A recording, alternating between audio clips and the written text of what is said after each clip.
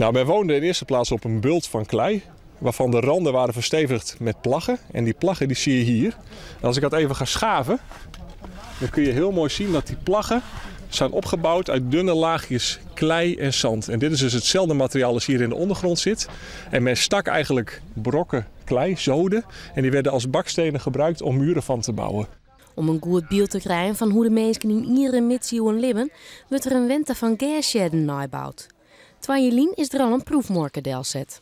Hij is bevroren geweest, hij is uitgedroogd en nat geregend. En alle elementen zijn er overheen geweest en hij staat nog hartstikke goed. Dus daar hebben we alle vertrouwen in dat we daar een mooi huis van kunnen maken. Er kwamen Joep meer dan 400 mensen naar de Iependuif van de opgraving. Bezoekers krijgen een roenleiding over de terp en uitlis over hoe het er jet hier het Zuidzeer.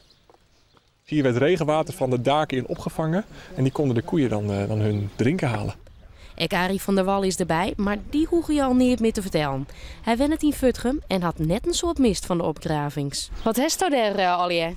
Allemaal verschillende botten van de schapen en runden. Mag ik eens wat zien?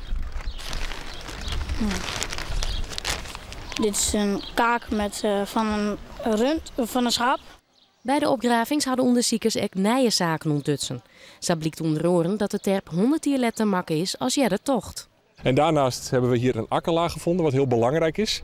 Omdat we ons altijd afvragen als archeoloog, hoe kon men hier overleven in een kweldergebied? Kon men hier akkerbouwbedrijven of moest graan worden geïmporteerd? Nou, als je akkerlagen vindt, dan heb je eigenlijk het bewijs dat er geakkerd werd. En dat men niet alleen vee kon houden, maar ook eigen akkerbouwbedrijven.